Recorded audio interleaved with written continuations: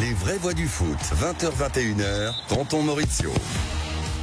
Salut à tous, vous êtes sur les vraies voix du foot avec Tonton Maurizio. Je vous présente tout de suite mes invités. Monsieur Éric Blondel. Bonjour mes amis, comment vous allez? T'as vu, je t'ai présenté en premier. Dis-moi, tu as remis un t-shirt de Maradona? Ouais, exceptionnellement. Exceptionnellement, Éric, j'ai un t-shirt de... Celui-là, franchement, il est très beau. Voilà, merci.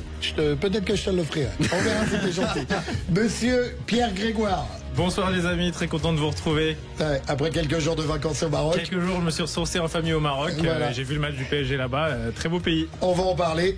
Et on a toujours Maxime Sénat à la réalisation. Il faudrait signifier le jour où il n'a pas de t-shirt de Maradona. Voilà, ça va être difficile à trouver. Et puis ce soir, on a un invité exceptionnel, un arbitre officiel, monsieur Paul. Je vais t'appeler monsieur Paul parce que j'ai peur d'écorcher ton nom. Monsieur Paul Armouga. Exactement, c'est ça. Bonsoir à tous. Voilà, arbitre de ligue qui va nous donner son avis. On va revenir sur Rudiger.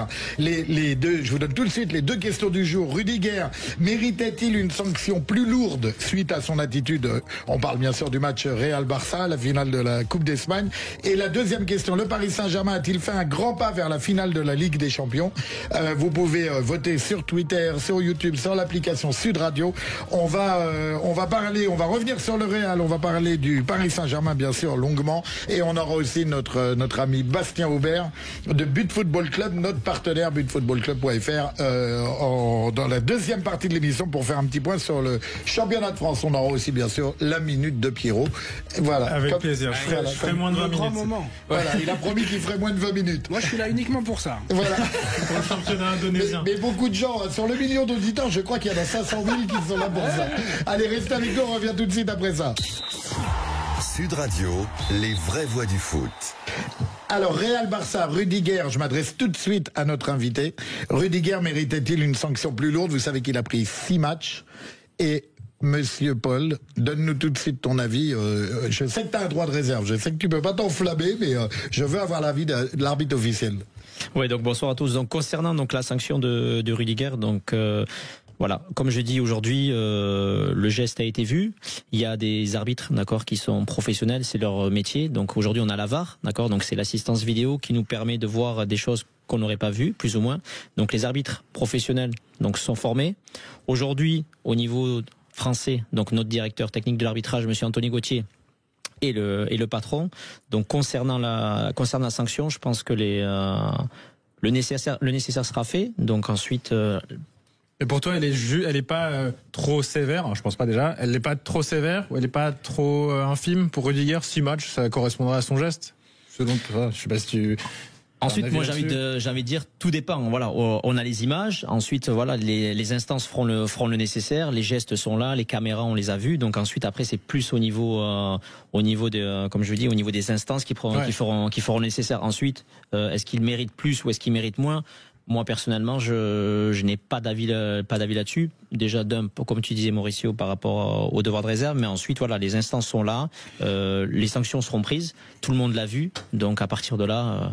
Ouais. Là, ce qui est fou, c'est qu'on aborde ici souvent le problème de l'exemplarité et l'image que ça renvoie. Aux jeunes, à nos mondes. Aux jeunes, exactement. On y reviendra sûrement tout à l'heure parce que aussi c'est corrélé aux sportifs, forcément, puisque le Real a perdu cette finale. Mais l'image est renvoyée, pour moi, est déplorable. Déjà, on savait les pressions sur l'arbitre de la rencontre avant la rencontre. Puis là, Rudiger qui s'excite. Alors, j'ai pas de qualificatif qui me vient là en tête pour dire comme cette attitude sur le côté à vraiment vouloir tout contrôler. On sent que le Real Madrid n'accepte pas de perdre un match sportivement. Selon moi, il y a toujours besoin de trouver un coupable. C'est jamais de leur faute. C'est le football qui a gagné, selon moi, à savoir le Barça avec un projet clair. On y reviendra tout à l'heure quand on parlera plus du sportif. Mais là, vraiment, en plus, ce qui est assez absurde, c'est que le Real Madrid est quand même favorisé. Je sais pas si c'est le mot approprié, mais dans le match, il y a Tchouaméni qui doit prendre 10 fois rouge. Ouais, si on regarde le match avec un peu de recul, ce qu'on a fait nous, puisque moi je suis pas partisan ni du Real ni du Barça. On sort du voilà, mais problème Rudiger qui a un comportement, excuse-moi de vous couper, mais vas-y, j'allais te demander ton avis. Non, mais qui termine, Pierre, mais c'est autre chose. Oui, non, mais vas-y, poursuis là-dessus. Parce que pour moi, ce qui s'est passé avec Rudiger, c'est simple. Comme tu as dit, c'est bien. Il y a des enfants qui viennent dans le stade. J'ai assez dit ici plusieurs fois. Il y a des familles et un joueur. Un entraîneur, un préparateur physique, un mec qui est dans le médical, peu importe où il travaille dans le staff, ça doit être un éducateur. Alors qu'est-ce que c'est un éducateur? C'est un exemple pour les jeunes. Alors si on commence à balancer des glaçons sur la tronche des arbitres, les répercussions sur le foot amateur, on devient complètement fou. Maintenant, le président du Real, est-ce qu'il va pas lui mettre une sanction financière? Oui. Il va manger, c'est obligatoire. Et d'ailleurs, il le faut. Parce que ça, c'est franchement inadmissible. Il y en a marre. Moi, ce qui m'a choqué, c'est Ancelotti qui réagit pas. Ancelotti regarde ses joueurs, pour moi c'est le patron. Voilà, il y a le patron du Real, mais il y a le patron sur le terrain. Et à un moment, j'ai été éducateur longtemps. C'est toi qui as la responsabilité de tes joueurs. À un moment, c'est à toi aussi d'intervenir. Il réagit pas. Oui, mais il est dans une phase où il sait que le match, il sent que c'est un peu, de toute façon ils sont sortis quand il disjoncte. Le match il est plié, et je pense qu'il est plus dans l'aspect d'avoir perdu le match. Il est encore dans son match, au niveau ballon, ses choix tactiques. Quand tu perds un match, automatiquement les entraîneurs ils se remettent en question, ils se disent je me suis loupé là, j'aurais pas peut-être dû faire rentrer celui-là. Est-ce que tu te remets vite en question, tu comprends, dans le rectangle. Et je pense qu'il était là plutôt dans ce qu'il a peut-être pas bien fait. Il était peut-être plus dépassé par l'événement en question. Sûrement, parce qu'il pose un regard sur les joueurs, et lui, il est complètement dépassé. Maintenant, moi, la question que je vais vous poser, que je vous ai pas posée en off, parce que je voulais à tout prix vous la poser en direct, c'est pourquoi on en arrive là? Pourquoi Rudiger fait ça? Pourquoi? Pour moi, ça rejoint ce que j'ai dit, c'est que pour moi, ce sont des joueurs qui n'acceptent pas la défaite, mais que c'est au-delà même de ça, parce qu'ils pensent vraiment qu'on ne doit pas les toucher. Ça a été le cas avec le Paris Saint-Germain de Messi, Neymar, Mbappé. Pour moi, ils n'acceptent pas qu'on les touche, ils n'acceptent pas d'être moins forts qu'une équipe. Et c'est pas un perdant de l'année, c'est pas sa première licence, c'est pas un 32 ans. Donc c'est un mec qui a de l'expérience. Donc il est, en fin de compte, dans une situation d'échec, et automatiquement, dis-moi, cette année, ils vont gagner quoi? Rien. On en est là. Au-delà du football, ils disjonctent. Mais c'est inadmissible. Attention, j'excuse pas.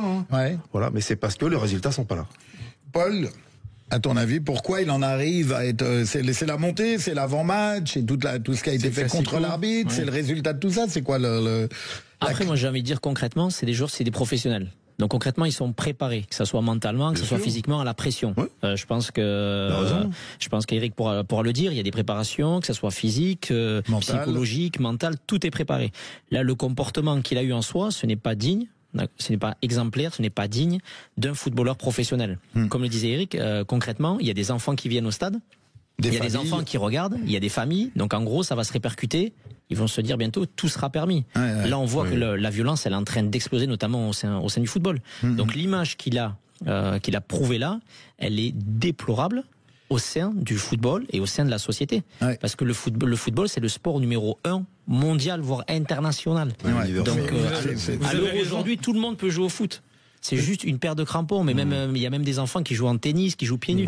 C'est juste un ballon. Le football, c'est populaire parce qu'un enfant, je le dis souvent, un enfant qui commence à marcher, tu envoies un ballon, il fait pas un geste de hand, il va pas chercher un panier de basket, il tire au pied, c'est naturel. Le football, c'est populaire parce que voilà, c'est. Mais vous avez raison quand vous dites que Rudiger c'est pas le dernier né. Il en a évidemment perdu des matchs à Chelsea, à la Roma, comme tous les joueurs. Pourquoi là? Parce que je pense que quand on enfile la tenue du Real Madrid, il y a une sorte de certaine arrogance qu'on acquiert, peut-être inconsciemment, sans le vouloir.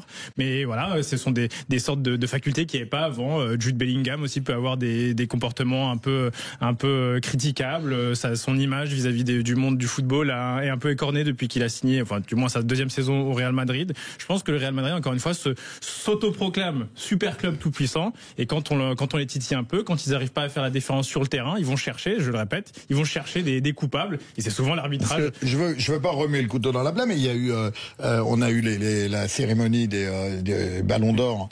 Voilà, parfait, ils ont un peu bousillé le game, je l'ai dit dans une émission, parce que l'histoire de j'ouvre l'enveloppe pour découvrir, alors qu'on sait à l'avance maintenant, ils ont un peu tué le game. L'affaire Mbappé, on va pas revenir dessus, c'est peut-être du vent. En tous les cas, il y a quand même eu une trace. Ils gagnent rien, ils promettent, et c'est une grosse structure. Donc moi, je voudrais comprendre les dessous et les responsabilités de chacun. Après, ça sera peut-être la responsabilité du président. Ça faisait partie des sujets qu'on a peut-être abordés aussi. Est-ce que le président aurait pas son mot à dire, ou du moins vraiment taper du poing sur la table pour montrer que, regardez, maintenant, ce que les gens aiment dans le football, dans la saison, c'est les équipes, les vrais. Le Paris Saint-Germain en fait partie avec le match d'hier. L'Inter Milan, solide équipe. Le Barça procure du plaisir avec un vrai fond de jeu et pas des joueurs hyper arrogants. On parle de Rudiger parce que c'est lui qui a fait ce geste malheureux, mais honnêtement, regardez un match, si vous pouvez, caméra isolée sur Lucas Vazquez, sur Vinicius Junior. Mais lui, il crie sur tout le monde. Il est arrogant. Que ce soit les supporters, le banc adverse. Vraiment, c'est une attitude qui est propre au Real Madrid, selon moi. Simeone a un peu ça à Atlético. Qui est propre à une équipe qui va mal, à quelque chose qui tourne pas. Donc on le sait, on a tous été footballeurs. T'arrives pas à mettre un pied devant l'autre, donc tu t'en prends à l'arbitre, tu t'en prends. Voilà. C'est ça. Ils vont faire, comme a dit Eric, ils vont faire une saison blanche. C'est la première depuis 2021 qui avait fait la. T'as pas fait de jeu de mots là, saison blanche. Ah, j'aurais pu. Pardon, je te trouve très en forme aujourd'hui. Qu'est-ce qui se passe? C'est l'air marocain. Voilà, il revient de vacances. C'était la dernière saison de Zidane. Vous avez fait une saison blanche 2020-2021. Ancelotti était arrivé après. Donc ça sera la première saison blanche d'Ancelotti depuis son retour au Real Madrid en 2020. Et peut-être la dernière, parce que justement, question suivante, Ancelotti, il reste, il s'en va? On sait que il y a comment il s'appelle, le nom m'échappe. Xabi Alonso. Ouais, Xabi Alonso, un ancien de la maison. Alors il y avait une grosse rumeur qui enflait, une énième rumeur comme quoi Ancelotti pourrait reprendre le banc de la Seleção, la sélection du Brésil. A priori, ça ne se fera pas. Mais en tous les cas, moi, si j'étais lui, je partirais. Parce que, mine de rien, ça a beau être le Real Madrid, il n'a pas tant de garantie de ça sur l'effectif de l'année prochaine. Et il est comment? Il est en fin de contrat ou il reste un an, non? Je crois qu'il est en fin de contrat. Ça, je crois qu'il est en fin de contrat et qu'il n'avait pas prolongé. Alors, il faudra vérifier la régie. S'il reste un an, il va pas partir comme ça, mon ami. Ouais, et quel avenir pour le Real? Qu'est-ce que tu recrutes quand t'es le Real de Madrid? T'as Vinicius, t'as Bellingham, t'as Mbappé. On pourrait tous ces Modric, je pourrais même prolonger. On l'a évoqué ici, c'est le problème des quatre phénomènes qu'il a devant entre Vinicius, Mbappé, exactement, Rodrigo. Et que la valeur rajoutée que Kylian devait amener, en fin de compte, c'est pas avéré. Donc, c'est vrai. Est-ce que le président s'est pas un peu planté? Surtout que ce qui est triste à dire pour eux, mais l'exemple à prendre, ce serait pas celui du Barça, tout simplement, l'ennemi juré en face. D'ailleurs, il se rejoue en championnat dans quelques semaines, dans quelques jours, parce que le Barça, c'est très très clair pour moi. On verra le match, ce qui donne le match ce soir, alors première demi-finale contre l'Inter. Mais la patte Hansi Flick, on l'a vu très vite, c'est très cohérent. Alors le pas encore Ballon d'Or Pedri fait une très bonne saison. Fait une très très bonne saison au Barça, mais c'est surtout que l'été dernier. J'ai pas compris la vanne. Pourquoi il y a eu un truc? Non, ce que je veux dire, je finis sur ça encore une fois, c'est fini d'empiler les stars, même si ce sont des stars en devenir évidemment avec Lamine Yamal, mais c'est informé au club. Il y a une cohérence dans les choix et vraiment je ramène tout au sportif. L'été dernier, Rafinha avait l'occasion de partir en Arabie Saoudite, il n'était pas parti. S'il avait été parti, sûrement que le Barça aurait recruté Nico Williams de l'Atlético pour le remplacer. Tout est fait de manière à ce que ce soit cohérent sur le terrain. Robert Lewandowski est blessé depuis la semaine dernière pour la fin de saison. Est-ce qu'on voit la différence? Enfin, il est contre le Real Madrid, ils s'en sont très bien sortis. Marca parle d'ailleurs d'un recrutement de Julian Alvarez peut-être pour l'année prochaine, l'attaquant de l'Atlético Madrid. Mais tout est cohérent avec des joueurs qui sont là depuis longtemps. Frankie de Jong, Araujo, tout est vraiment pensé. C'est d'ailleurs la politique du Paris Saint-Germain. Et ben voilà. Et donc les clubs qui marchent en Europe du Paris actuellement. Saint-Germain, tous les joueurs sont doublés. Tu te rends compte dès qu'il en manque un. Il arrive en fin de compte à monter son puzzle et à faire de sorte que t'as pas vu qui manquait entre guillemets, tu vois. Et ça, je trouve que ça c'est une qualité. Vous m'avez presque fait le lien, parler du Paris Saint-Germain. Je voulais demander à Paul tout à l'heure, on va en parler un peu. Toi, tu as évoqué aussi le fait qu'ils viennent de jouer, il y a l'enjeu, il y a la finale de la Coupe, et ils vont se rejouer Barça-Real. Donc tu voulais aussi aborder ça. Va y avoir, ils vont se rencontrer de nouveau. Donc c'est sûr que quand il y a des décisions à prendre, faut tenir compte de tous les paramètres. Ce que tu me disais un peu en off. C'est ça. Comme disait Pierre tout à l'heure, concrètement, dans le championnat, ils sont à 4 points, d'accord. Donc le Barça a 4 points d'avance. Il y a encore un classico. Donc là, c'était un match à part, c'est une finale. Une finale, c'est un autre match. C'est un classico. On connaît la rivalité, comme disait Pierre, entre le Barça et le Real Madrid. Il reste encore un match. Donc, est-ce que le Real Madrid va faire une saison blanche? Pour l'instant, on n'a pas la réponse. Ils sont éliminés de toutes les compétitions. Il leur reste que le championnat. Avec le match qui s'est passé, on va voir comment ils vont revenir. Est-ce qu'ils vont réussir à redorer leur blason, comme on dit? Exactement. Donc après, là, c'est juste une histoire de rivalité, je pense, et de fierté. Donc on va voir comment Ancelotti va entreprendre le prochain match et comment vont se comporter aussi les stars du Real Madrid. Les cadres. Et de fatigue, excuse-moi, mais aussi par rapport à la fatigue pour le Barça, qui va aussi jouer. Ce soir contre l'Inter, la semaine prochaine sur le match retour. Et là, C'est vrai que bon, il faut pas avoir laissé beaucoup d'énergie ici. Ouais, ça risque d'être un peu plus. La fatigue finalement, elle est la même pour tout le monde, quoique il y en a d'autres qui jouent encore plus de matchs, parce que c'est le cas du Barça et de l'Inter aussi d'ailleurs, qui. Non, mais c'est plus le cas du Real. Non, mais justement, donc limite ils ont même plus cette. Donc ils peuvent être en récupération pour ce genre de match. Ils ont même plus cette excuse-là. Quand vous annoncez une saison blanche, c'est pas fini. Ah non, c'est sûr. Bon, on l'avait dit la semaine dernière. De toute façon, Kroos n'a pas été remplacé. Et quand on par exemple. Voilà. On a prévenu qu'on faisait des vannes. On n'a pas dit qu'elles étaient bonnes. Voilà, on va enchaîner tout de suite avec le Paris Saint-Germain parce qu'on a eu le droit à un beau match hier. Et la question du jour, le Paris Saint-Germain va-t-il faire un grand pas vers la finale de la Ligue des Champions? Non. Eric. C'est un peut-être. Alors là, arrêtez avec ça parce que. Non, c'est une question. Oui, parce que là. Monsieur Favard sortait du corps d'Eric. Non, mais un truc qui est sûr, un truc qui est certain. Quand tu mènes 1-0 comme ça sur des matchs aller-retour pour une finale de Ligue des Champions, moi je dirais 60-40. Pas mieux que ça.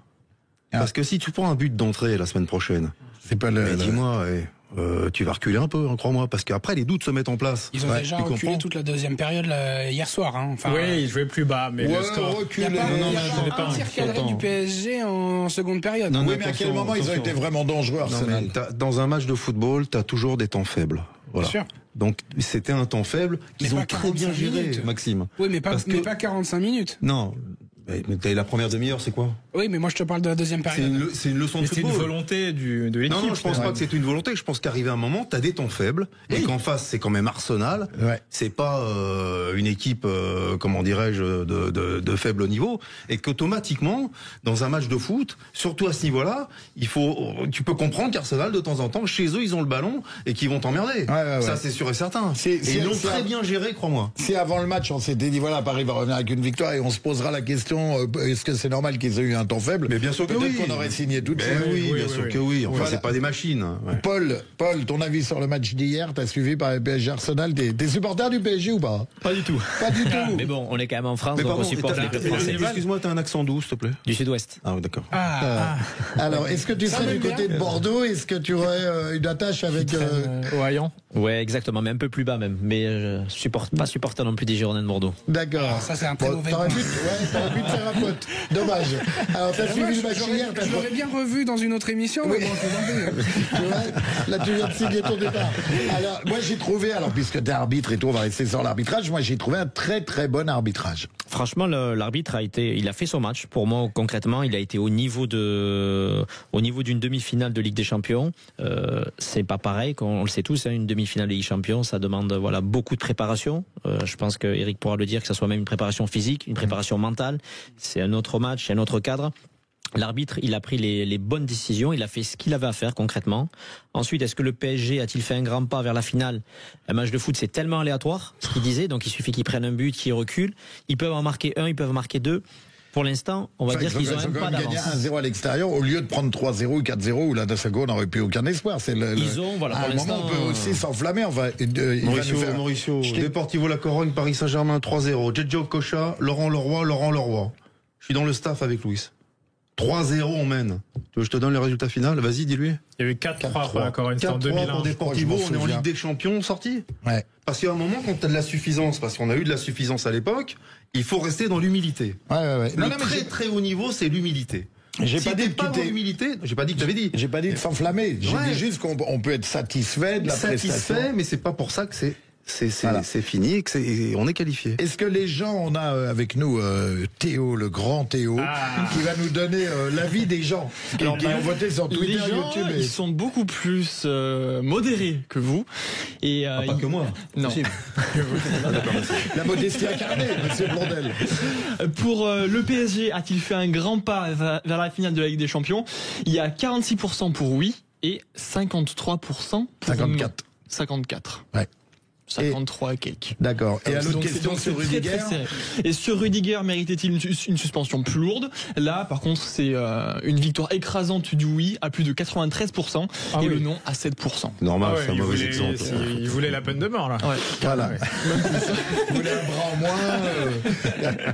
Alors, Pierre, toi, ton avis sur j'entends le match d'hier. ça et là. Bon, c'était hier soir, mais c'est porteur du PSG, Pierre. Oui, Pierre Grégoire. j'ai suivi ça avec attention, comme à chaque fois. De loin. De loin, mais de là où j'étais en tout cas, certains nourrissent même des regrets vis-à-vis du match hier. Alors là, j'aimerais être plus modéré par rapport à ça. Je pense qu'ils pensent à l'occasion de Gonzalo Ramos, notamment son pointu sur la barre. C'est franchement, mais c'est quand Voilà, même des trucs pareils. Moi, j'ai entendu. Les regrets de quoi? Donnarumma, il a fait un match. Voilà, on oublie les arrêts qu'il a fait. Les regrets de quoi? Parce que les deux plus grosses occasions, effectivement, sont Martinelli et Trossard. Bah oui. Alors, je pense que Maxime a fait on a parlé un petit peu, c'est le fait que le PSG recule, et ça fait le lien avec ce que tu as dit aussi. Ils avaient pas trop le choix, je pense. Ils pouvaient pas tenir ce pressing aussi longtemps de deuxième mi-temps. Bien sûr, mais face à des joueurs de ballon, quoi, qui n'ont pas été aussi offensifs qu'ils sont à l'habitude. Tu sais bien, Maxime. Comme le disait Eric, tu as le droit d'avoir un quart d'heure de temps fort aussi en seconde période, et je trouve qu'ils ne l'ont pas eu. Ok, bon, c'est intéressant. Ils ont peut-être marge de progression. Après, il y a le côté lucide. Oui, c'est vrai qu'il y a le côté lucide qui rentre en jeu. Alors Vitinha a été élu homme de match. On aurait très bien pu le donner à Donnarumma. Hier, en fin de match, il a eu une ou deux pertes de balles un peu risquées devant la défense, mais ça arrive. C'est des matchs de haut niveau comme ça. Moi, j'ai jamais été inquiet, pour être honnête, quand j'ai regardé le match hier. Évidemment, il y a les actions. Il y a Donnarumma qui sort la feuille aussi, qui est refusé pour un hors-jeu logique. Ça se jouait à pas grand-chose aussi. Mais je veux dire, j'ai jamais tremblé comme j'avais tremblé contre Aston Villa, par exemple. Et tu vois, ça me fait penser, je reviens à l'arbitrage avec Paul, j'en profite, on a un arbitre officiel sur le plateau, je suis pas tout seul, j'ai un confrère. T'es d'accord avec moi, Paul? Je dis toujours que quand on arbitre, on a un match d'1h30, mais c'est pas un match d'1h30 en vrai. C'est qu'on a un match d'1h20. Et les 10 dernières minutes, c'est un autre match, bien souvent. Parce que, voilà, ça joue plus pareil à l'enjeu. Il y a une équipe qui est menée 1-0, d'un seul coup, c'est, voilà, on a un match qui commence à 5-10 minutes de la fin, un quart d'heure de la fin, t'es d'accord avec moi? Et hier, on l'a pas eu. Hier, on l'a pas eu parce que qui aurait pensé que déjà, au bout de 5 minutes de jeu, Paris allait mener 1-0? Déjà. C'était pas impossible non plus. Mais tout est possible. Mais qui aurait pensé que, surtout à Arsenal, c'est quand même une grosse surprise quand même que le PSG mène 1-0 au bout de 5 minutes sur Arsenal. Arsenal, c'est quand même monté, parce que voilà. c'est un but d'école, franchement. L'action, elle est magnifique. Ils l'ont décortiqué, elle est magnifique. Moi, ma question, pour revenir à ma question, le mec il lâche pas l'affaire, c'est les 5-10 dernières minutes, on n'a pas eu une pression, l'arbitre n'a pas été plus sous pression, alors que normalement, ça aurait dû être le cas. Une équipe menée, elle envoie. Enfin, je veux dire, peut-être qu'ils anticipaient déjà sur le retour, mais il n'y a pas eu il n'est pas rentré dans son deuxième match, tu vois ce que je veux dire? Je sais pas si j'ai été très clair. Je comprends ce que tu veux dire. Après les 5-10 dernières minutes du match, concrètement, il n'y a pas eu grand-chose. Il n'y a pas eu d'action, plus ou moins, que ce soit plus pour le PSG, plus pour Arsenal. Pour en revenir à ce qu'a dit notre ami Pierrot. Bonsoir. Bonsoir, monsieur. C'est-à-dire que sur le match Aston Villa, c'est pas du tout la même chose, parce qu'ils ont reculé sur le deuxième match. Oui. Et là, tu es sur le premier match. Oui. C'est pas pareil au niveau énergie, au niveau concentration. Dans ta tête, tu te dis, de toute façon, quoi qu'il arrive, il y a encore 1h30 derrière. Je suis mené 1-0, faut surtout pas que je suis mené 2-0 ou 3-0. Donc, t'es dans une position, c'est que tu veux pas trop, comment dire, te découvrir et voilà. Tu regardes le match précédent d'Arsenal en Ligue des Champions et puis là, le match contre Paris, c'est pas la même équipe. Comme le Real. Il manquait Thomas Partey. Et il manquait beaucoup de monde. Il manquait beaucoup de monde. Qui sera là au retour sûrement. Mais j'étais peut-être aussi lié au fait que j'étais un peu déçu par la prestation d'Arsenal, puisque je les regarde souvent en championnat aussi. Et ils étaient sur une bonne dynamique, au contraire du PSG, même si c'est souvent pas lié. Ils ont été pris les ballons au bon moment. Oui, mais bien, oui, tu comprends, c'est ça. Mais c'est ça. Après, techniquement, quand t'as une équipe devant toi qui garde le ballon en 1-2 touches. Ah, mais je suis d'accord. Du coup, pendant un moment, Arsenal, il faisait un footing. Ça renforce l'admiration que j'ai pour le travail qu'a fait le PSG. Après, comme tu l'as dit, c'est 60-40. Oui, on peut dire 60-40, mais au match retour, à voir aussi si Hakimi, qui sous le coup d'un deuxième carton jaune, va pas y penser. Enfin, il y a beaucoup de choses, beaucoup de facteurs qui vont rentrer en jeu. Voilà. Mikel Arteta hier en conférence de presse, après le match, avait l'air bien déterminé à tenter un coup quand même au Parc des Princes. Ils peuvent pas rester sur cette image-là. Ils étaient devant leur public, ils n'avaient pas joué de demi-finale depuis 2009. C'est aussi bien pour le Paris Saint-Germain. Contre le Paris Saint-Germain, c'est une équipe qui brille. Ils vont très vite, en contre. Ça sort vite le ballon. Je pense que c'est pas mal pour eux. Avant de vous demander si ça va passer après le match retour, Donnarumma. Tout à l'heure, tu as dit le nom est sorti. Donnarumma, classe internationale. Je sais que notre ami en face n'est pas un amoureux de Donnarumma. Mais beaucoup. Il était beaucoup critiqué. C'est un exemple. J'ai jamais critiqué Donnarumma. Non, mais il était beaucoup critiqué. L'opinion publique, mauvais gardien qui ne sait pas se coucher, les balles au sol, les sorties aériennes. Gilles, il en parlait par rapport à Bernard Lama. Oui, d'accord, Bernard Lama. Bon, je pense bien que j'ai connu un peu, mais Donnarumma, tu ne peux pas être le meilleur joueur du championnat d'Europe des Nations et être une pipe. Et là, donc on est bien d'accord qu'il a eu un passage à vide. Est-ce que vous avez regardé ce matin l'article de Joël Batz? Joël Batz, ça a été un grand gardien de but au Paris Saint-Germain. C'est lui qui était l'entraîneur de Bernard Lama. Donnarumma, il progresse. Et il va progresser parce que c'est un jeune joueur. Point final. C'est redevenu un des meilleurs aujourd'hui, je lisais, un des meilleurs gardiens du monde, on est d'accord? On est d'accord, ouais. Oui, bien sûr. Mais ça n'empêche pas. Mon ami que j'aime beaucoup là-bas a commencé à me l'enterrer. Pas du tout. Mais je disais que. Pas du tout, il l'aime pas, il l'aime pas. Je disais que pour le coup, je tremblais quand je faisais des passes au pied. Ouais. Voilà, il a le droit de progresser. Tu viens de le dire, il a le droit de progresser. Évidemment que maintenant, pour moi, il remonte un peu sa cote, remonte même beaucoup. Mais il y a quelques temps, on était nombreux à avoir peur de s'en servir. Oui, vous étiez nombreux. Et puis même factuellement, l'année dernière, on ne peut pas dire qu'il ait ramené des points comme il en ramène cette année. Contre Dortmund, il sortait pas de ses 6 mètres. Contre le Real Madrid, il y a 2 ans, puisque tu remontes à l'Euro, qui commence à faire maintenant 3 ans. Contre le Real Madrid de Benzema. Quand t'as un gardien qui est pas trop en confiance comme ça, c'est bien souvent la faute de la défense. Ah oui, mais dans ce cas. Je te promets que c'est vrai. Bien souvent, t'as tes défenseurs centraux, et quand tu regardes ce qui s'est passé un petit peu sur les remontadas du passé, attention, il n'y avait pas que Donnarumma. Hein. Il y en a eu d'autres avant des gardiens de but sur les remontadas. C'est que je veux pas mettre. Vous voyez où je veux arriver. Donc j'espère que, je sais pas s'il va prolonger Marquinhos l'année prochaine, mais j'espère qu'ils vont faire, et que lui aussi va faire un grand match au match retour. Ouais. Je voulais revenir 2 secondes. Paul, je vais pas te lâcher. C'est prévu, c'est écrit, c'est comme ça. Pénalty ou pas sur Gvara? L'arbitre est bien placé. Donc, franchement, pour moi, il est bien placé. Il y a la VAR qui est là. La VAR ne l'appelle pas. Donc, la décision a été prise, a été claire. Donc, s'il n'y a pas de penalty, pas de penalty. Disons qu'on en a vu des sifflets pour moins que ça. Voilà. Le bras de Timber, quand même, qui est bien sur la ceinture abdominale de Gvara. Il n'y a rien à dire. Pour moi, franchement, l'arbitre, comme je disais à Mauricio en off juste avant, il est extrêmement bien placé. Il est juste derrière. Il n'a aucun signe de doute. Tout de suite, il le signale, que ce soit signalétique ou que ce soit même en parlant. Il n'y a rien, on continue à jouer. Il n'est pas appelé par la VAR, donc pour moi, un grand bravo à lui. Hein. S'il avait sifflé le penalty, la VAR, selon moi, ne l'aurait pas appelé pour le déjuger, pour lui dire non, il n'y a pas faute. Je pense. Ouais, il a vraiment pris ses responsabilités. Surtout que dans la presse, il n'a pas été attaqué derrière. Hein. Ce matin, ils ont été. On est bien des fois, quand il y a un loupé comme ça d'un arbitre où la VAR n'intervient pas, tu penses bien derrière, il se jette dessus le lendemain. Mais là.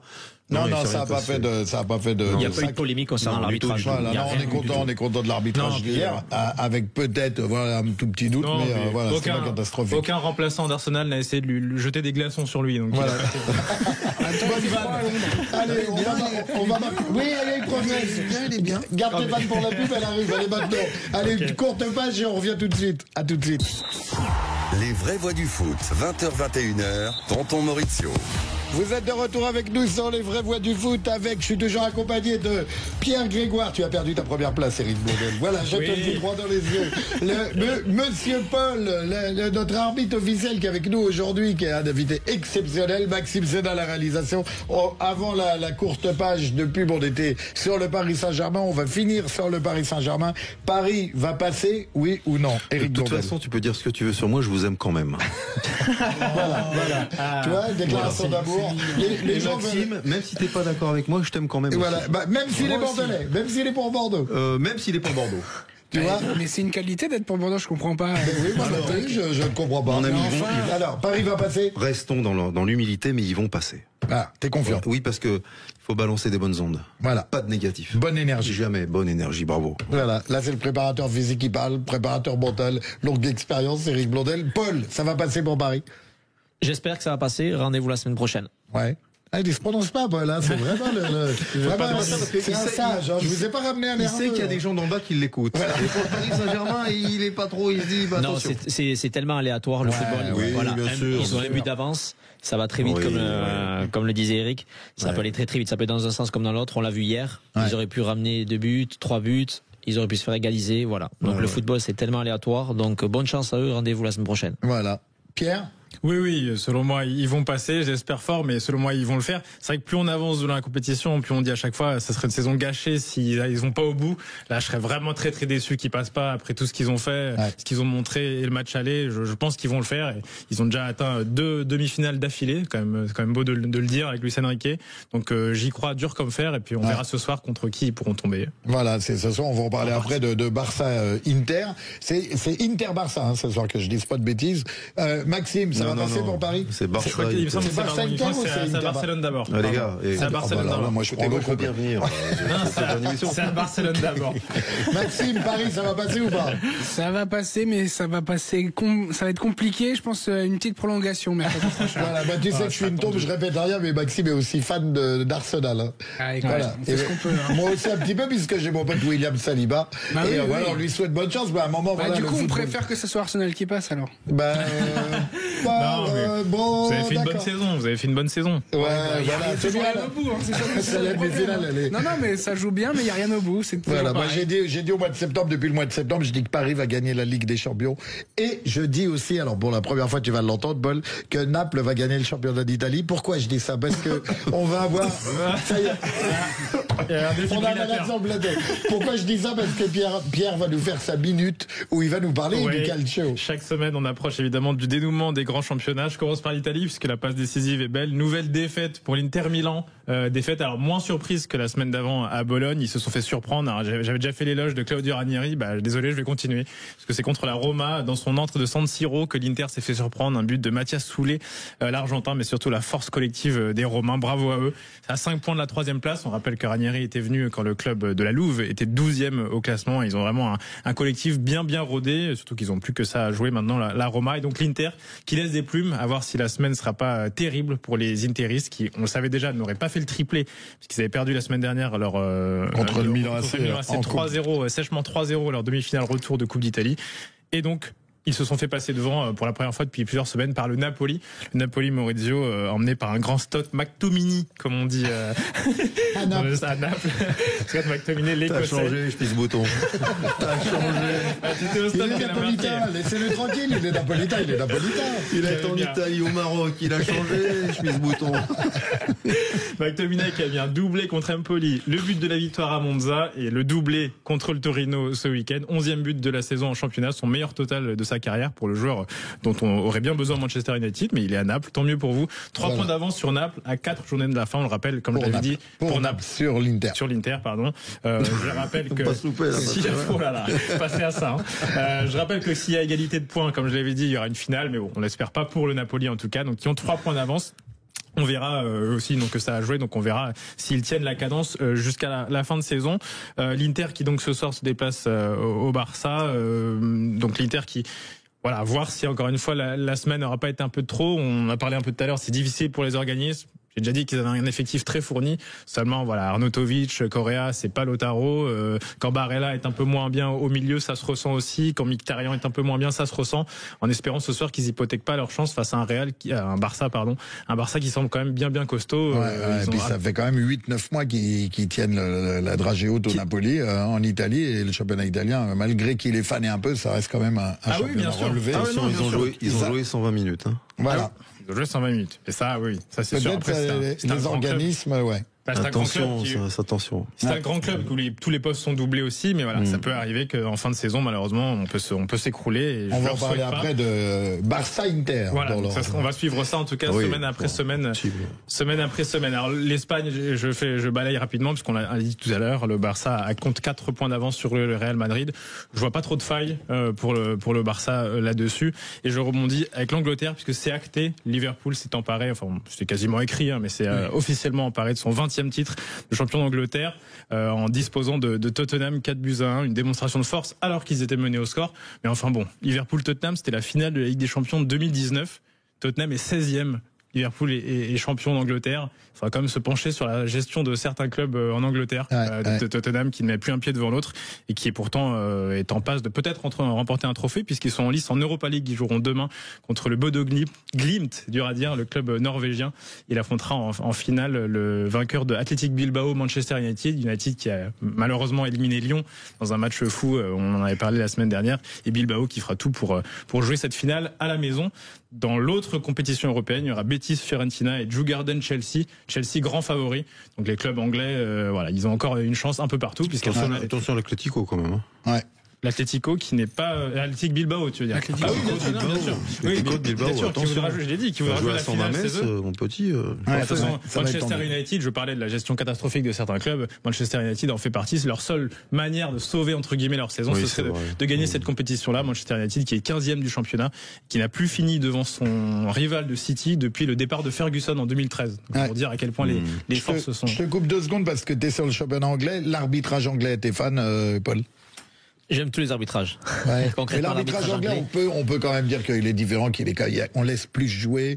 Je suis quand même fan, moi, de ce mode d'arbitrage. Après l'arbitrage anglais, comme on le disait tout à l'heure, que ce soit l'arbitrage anglais, que ce soit l'arbitrage européen, c'est un autre football. Les règles sont les mêmes, sauf que l'arbitrage il est vu différemment. L'arbitrage anglais, on le connaît, c'est un arbitrage qui est dur, qui est très physique. Ça se joue énormément au physique, contrairement à certains championnats où on le voit dès qu'on touche, ça tombe ou autre. Voilà. Mais là, l'arbitrage anglais est vraiment très très bien. On l'a vu aussi notamment avec Anthony Taylor, on l'a vu avec Surtout dans les coups de pied arrêtés, qu'est-ce que t'en penses? Dans les coups de pied arrêtés, surtout. Hein. Les coups de pied arrêtés, ils sont beaucoup moins sévères. Ils sont moins sévères parce que ça se joue vraiment physique. On voit les bras, on voit les mains, voilà, les maillots tirés, on le voit. Mais ils sont vraiment très très attentifs. Par contre, voilà, ils sifflent vraiment ceux qui voient et les petites fautes ou les micro-fautes, comme on dit, Mauricio. Tu sais très bien ce que c'est les micro-fautes. On siffle pas, on joue. Donc après, le football en soi, c'est ce qu'on demande. On veut voir du jeu, du football. Ça reste aussi un sport physique. C'est sûr que bon. Voilà, on n'est pas non plus à la boxe, mais mais bon, on l'a vu sur certaines des fois. Sur le contexte qu'on voit, voilà, ça demande quand même un engouement physique, psychologique. Donc je pense qu'il faut être préparé. Un arbitre doit être autant prêt que les joueurs, parce qu'il faut savoir que l'arbitre c'est celui qui court le plus. Voilà. Beaucoup d'observateurs et même de simples spectateurs sont d'accord pour dire que le championnat d'Angleterre est l'un des meilleurs. Ça rejoint ce que dit Maurizio, est l'un des meilleurs d'Europe, mais ça contribue, ça aussi. Le fait que les matchs soient moins hachés. Le fait que les matchs soient moins hachés, peut-être que même les joueurs, au-delà du fait de l'aspect financier, les joueurs veulent venir dans ce championnat parce que ça joue, ça va de tous les côtés, c'est moins haché, les arbitres sont moins tatillons comme le sont en France, ça joue quand même aussi. Pourquoi on s'en inspirerait pas finalement? Après là-dessus concrètement, après comme je disais, l'arbitrage c'est à part, c'est vraiment un monde à part. Voilà, un footballeur c'est un footballeur, un préparateur physique c'est un préparateur physique, un commentateur c'est un commentateur. Voilà, l'arbitrage c'est vraiment quand même c'est une passion déjà avant tout. Il faut déjà le faire par passion. Voilà, c'est un métier. important de le rappeler. Voilà, c'est une passion, c'est un corps de métier qui est quand même assez difficile parce qu'on se dit concrètement, le foot aujourd'hui, si on enlève les arbitres, qu'est-ce qu'on fait? S'il n'y a pas d'arbitre, c'est plus du foot. Il y a pas de football. Ouais. Il n'y a pas de football. Donc aujourd'hui, l'arbitre est important. Et l'arbitre, il faut pas oublier que ça reste un humain. Il fera des erreurs comme un joueur qui fera des erreurs également aussi. Donc l'arbitre, il est là pour faire inspirer, pour faire respecter le règlement.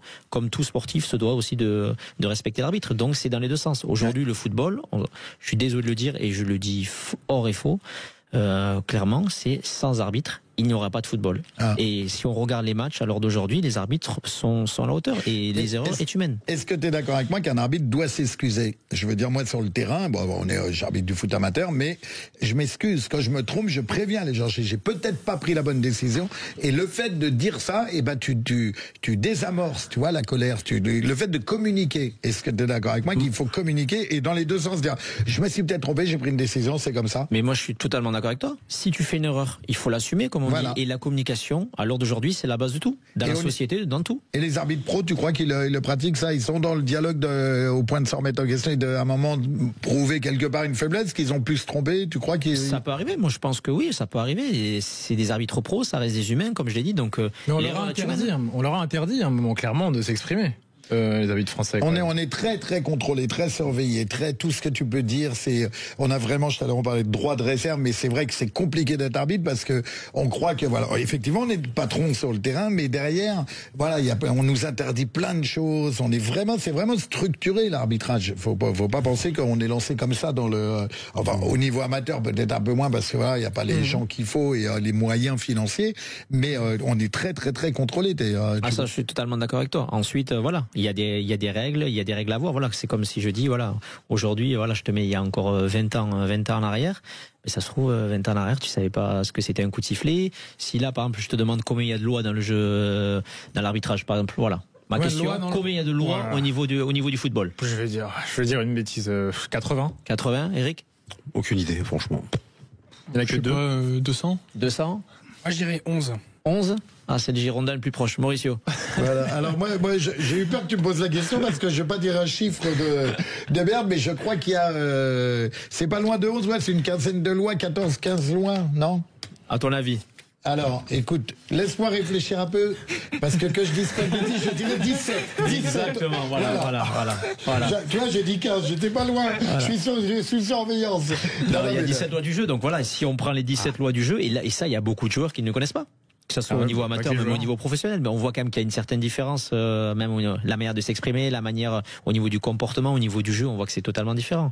Mais moi, comme je dis, l'arbitrage est essentiel aujourd'hui. Après, la communication, c'est propre à chacun. Mais qui c'est qui a dit 200? Pardon, c'est toi? C'est moi, ouais. Mais c'est pas le code pénal. Oui, il n'avait pas compris la question. Vous pouvez répéter la question? Alors Théo, j'en profite que t'es là. Fais-nous un petit point, je fais un coq à l'âne. Fais-nous un petit point sur le sondage. Les sondages. Le PSG donc a-t-il fait un grand pas vers la finale de la Ligue des Champions? Toujours le même score. Ça va trop bouger. 55 pour le non, 44 pour le oui. Mais là, cette fois-ci, on a quelques commentaires où on a Nordine qui nous dit le PSG remportera cette belle coupe européenne prestigieuse. Donc un petit message, comme vous l'avez dit. Je suis d'accord avec Nordine. Un petit message Bravo Nordine. donc positive. Ensuite, là, ça par contre, c'est un peu moins glamour. Là, c'est là, on a Clément qui nous dit non, ça reste comme une mi-temps. Donc pareil, Eric, c'est comme une mi-temps de cet affrontement. Il y a encore 90 minutes à faire, donc tout n'est pas encore fait. Non. Et enfin, on a un dernier commentaire qui nous dit le PSG va en prendre une au retour, 6-1 pour Arsenal. Voilà. Tu viens de bousiller l'ambiance. Tu vois, je compte être réinvité. Et pour Rudiger, elle est finie sur une bonne note. Pour Rudiger, là, le oui a un peu baissé. Cette fois-ci, on est passé à 86% et le non à 13%. Donc quand même. Il manque toujours 1%. Il manque toujours 1%. C'est des décimales. Calcul mental. Merci Théo. T'avais fini ta minute ou pas? J'étais sur l'Angleterre pour rappeler que ce sera là aussi une lutte. Alors en Italie, ce sera pour le titre. En Angleterre, c'est pour savoir qui on retrouvera en Ligue des Champions l'année prochaine. Du 3e Newcastle à 62 points, 7e Aston Villa 57 points. Il y a 5 points d'écart pour les 4 places et ça va se jouer. Ça va être très très dur. City est toujours dans la course. Championnat chypriote, pas faux. Ils sont sans pas faux.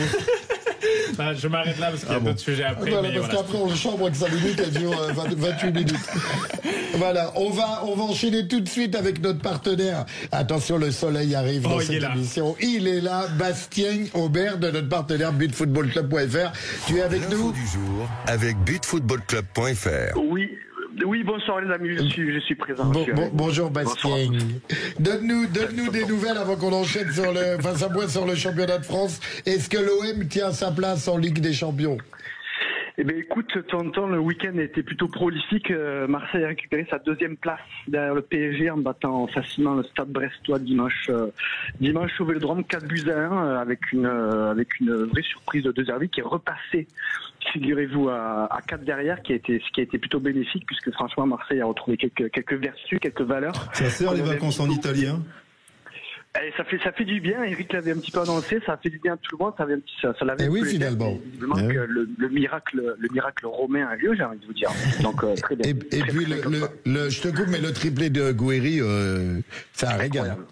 Ouais, c'est un régal. Franchement, Gouiri, franchement, il nous régale depuis qu'il est arrivé au mois de janvier dernier.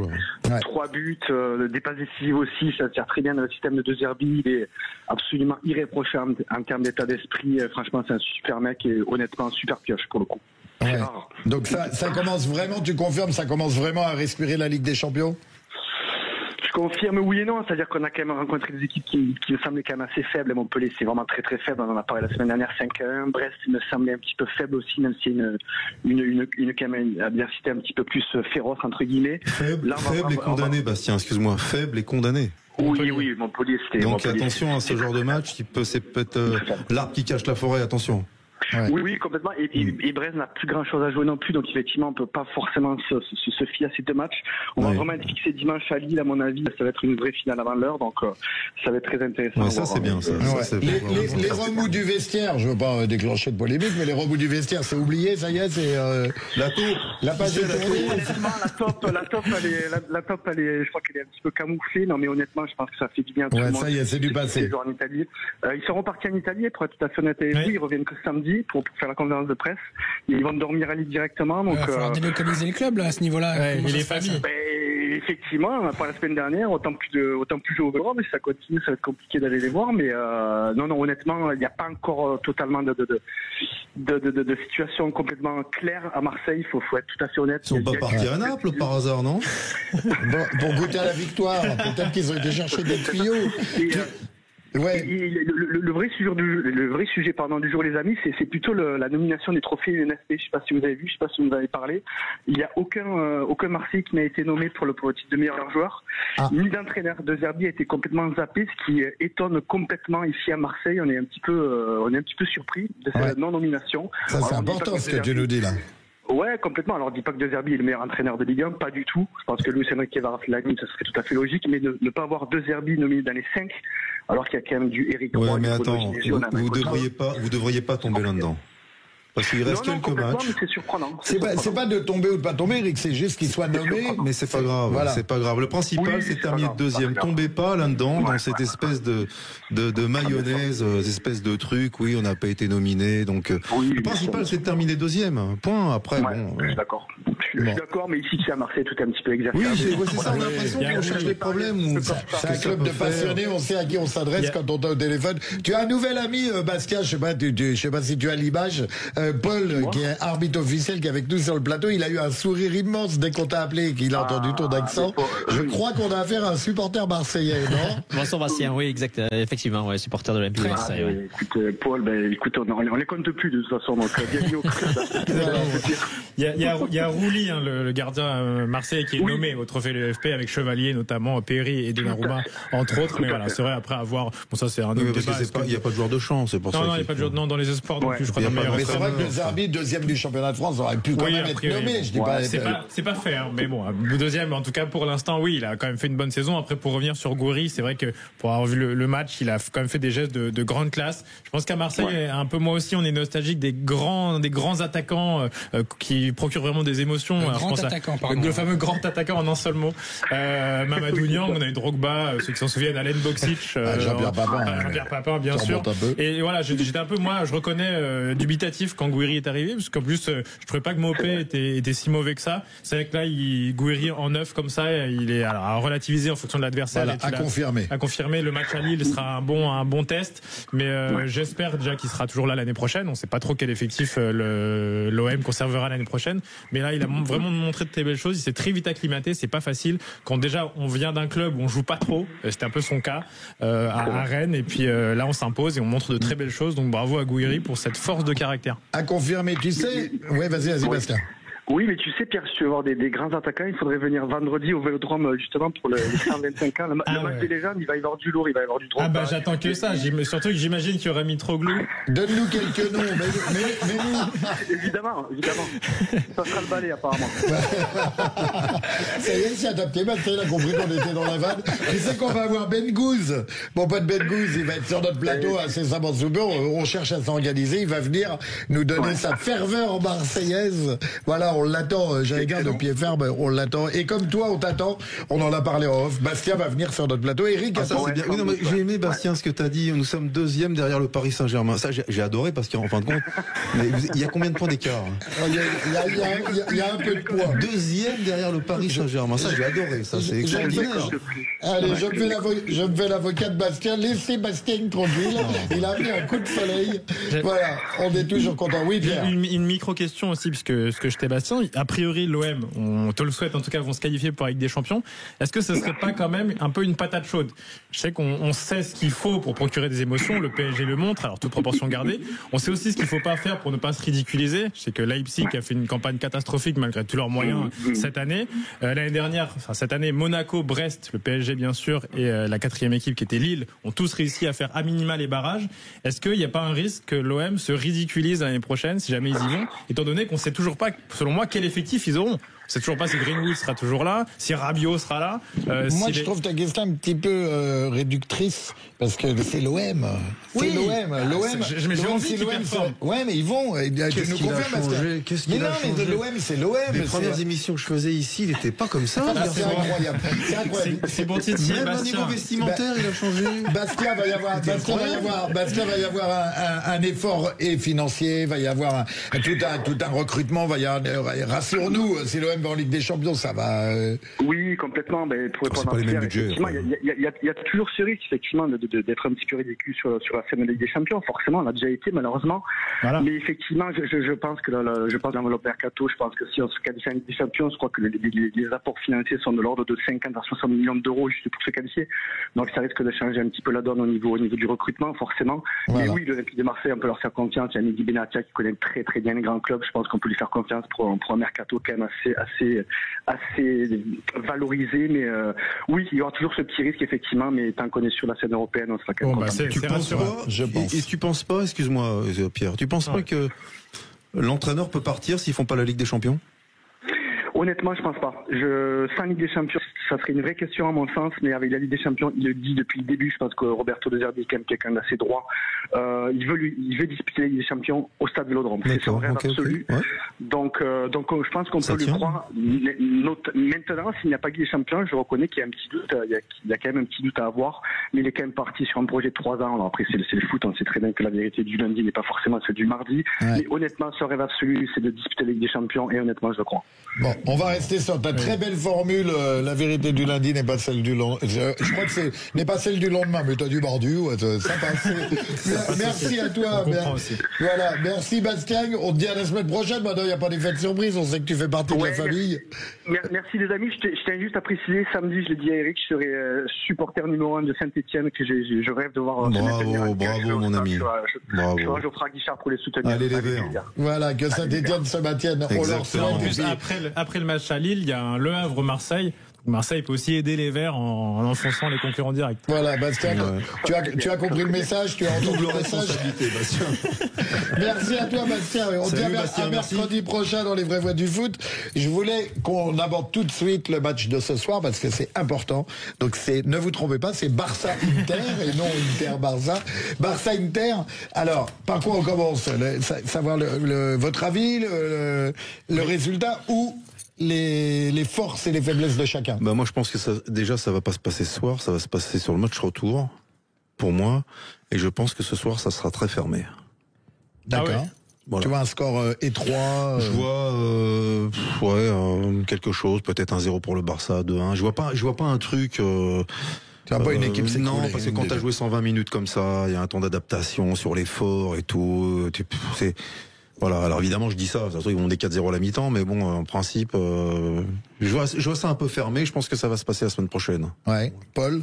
Moi, je pense que ça va être un beau match, notamment arbitré par un arbitre français, par Clément Turpin. C'est pour ça, C'est Clément Turpin qui est au sifflet ce soir. Donc, j'avais prévu de te poser la question. T'attends que je te pose la question avant d'annoncer que c'est. Parce que Turpin, il est très décrié, C'est le mais meilleur arbitre français d'après toi ou pas? entre nous, on a du mal à porter un jugement. C'est encore une fois, Non, mais il va un des utiliser meilleurs. son droit de réserve, mais. Clément Turpin, et pour l'instant, ça reste quand même, c'est un excellent Un des arbitre. meilleurs. C'est un excellent arbitre au niveau, que ce soit au niveau international ou au niveau Tous français. les deux, vous voulez pas vous mouiller, j'ai compris. Ben, c'est pas ça, c'est qu'il y a un code d'honneur, il y a un droit de réserve, et c'est vrai que c'est facile, S'il est là quand même sur une demi-finale, voilà, c'est pas pour rien. Moi j'aime bien, je le trouve clair, il sait ce qu'il fait, il hésite pas, et j'aime bien. Ouais. Franchement, ouais, je trouve meilleur que certains. Ouais. Et alors, pour revenir à Real, à Barça Inter. Moi, je pense, comme disait Eric, ça va être un match serré. Ça va se jouer plus sur le match retour. Le Barça, ils ont joué quand même 30 minutes de plus. Ouais, C'est quand même énorme au niveau psychologique. Là, ils sont à la maison, ils ont le public. Donc on verra. Donc je pense que ça va être un match serré, mais en tout cas content que ça soit Monsieur Turpin au sifflet. Voilà. Pierre.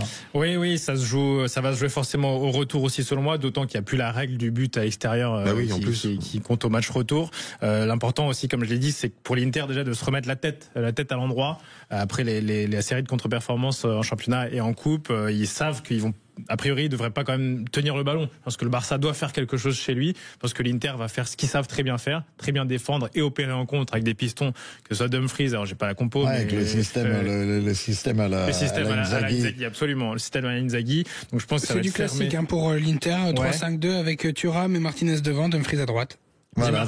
Di Marco à gauche. Exactement. Parfait. Voilà, je pense que ça va. Ils vont jouer leur coup à fond, comme il avait fait à Munich d'ailleurs, même s'ils avaient joué. Enfin, ils avaient joué le match aller à Munich en plus. C'est un peu le même cas de figure. Ils vont être le match aller à l'extérieur. Ça va être un peu fermé et plus débridé au retour. Ça, je suis d'accord. Mais le Barça, quoi qu'il arrive, voudront eux marquer le coup. Donc ça mérite de se voir ce soir. Ça va être une belle confrontation entre deux. S'ils sont là, c'est pas par hasard. Hein. Ouais. Avant de demander moi l'avis de Maxime qui nous a donné les compos et c'est super important. Je dis toujours à Maxime surtout n'hésite pas, envoie des infos et c'est ce qu'il fait très bien. Ouais. Mais moi je vois un score large du Barça. Moi je vois vraiment. Mais toi j'ai compris. Maintenant t'es devenu la contradiction. Non, pas la contradiction. Mais quand tu connais un peu le football, l'Inter est dans une mauvaise passe. Après on sait que le football ça reste le football et que tout peut arriver. Mais parce que là, si tu prends devant le championnat. Comment? Parce que Naples, ils sont passés. Mais Naples va gagner le championnat, donc ça devait arriver qu'on passe devant. Les résultats sont moins bons. Voilà, mais mais ils sont sur 2 défaites. Là, tu connais, tu as été un homme de terrain et on va pas refaire ton pédigré qui est extraordinaire. Mais Eric, blague à part, l'Inter est complètement à l'envers depuis 15 jours. Parce que je sais pas, vous réalisez pas, mais ils ont la tête à Barcelone depuis des semaines, l'Inter. C'est un peu facile. C'est la première fois qu'on est d'accord tous les deux. Non, mais c'est un raccourci. C'est un raccourci un peu facile. Moi, je peux vous dire que je suis d'origine italienne. Regarde Paris qui met pas un pied devant l'autre dans le championnat depuis 2 semaines. Oui, mais champion. Arsenal qui avance pas. Paris Inter, est champion. Oui, mais d'accord. L'Inter ne peut pas laisser passer le titre. C'est impossible. Ouais, impossible. Avoir la tête à la Ligue des Champions, ok, parce que c'est un grand club et ils voyaient grand. Mais là, ce qu'ils vivent en championnat, moi, je pense que ce soir, ça va être la continuité. Ils vont prendre l'eau. Peut-être que tu perds un peu de confiance quand tu as une série de mauvaises. Non, mais oui, je suis d'accord. Ça, peut-être que tu perds un peu de confiance quand tu enchaînes une série de contre-performances. Cela étant, quand tu es dans le tunnel, tu n'abordes pas de la même manière un déplacement à Barcelone. Ils sont plus dans le tunnel. T'abordes pas de la même manière un déplacement à Barcelone que tout le respect que j'ai pour la Roma, bien sûr, que la réception de la Roma. Je pense que c'est vraiment deux périodes totalement différentes. Je sais qu'on va te mettre dans le tunnel très bientôt. Je suis pressé. Je suis vraiment. Faut que j'aille récupérer ma bagnole.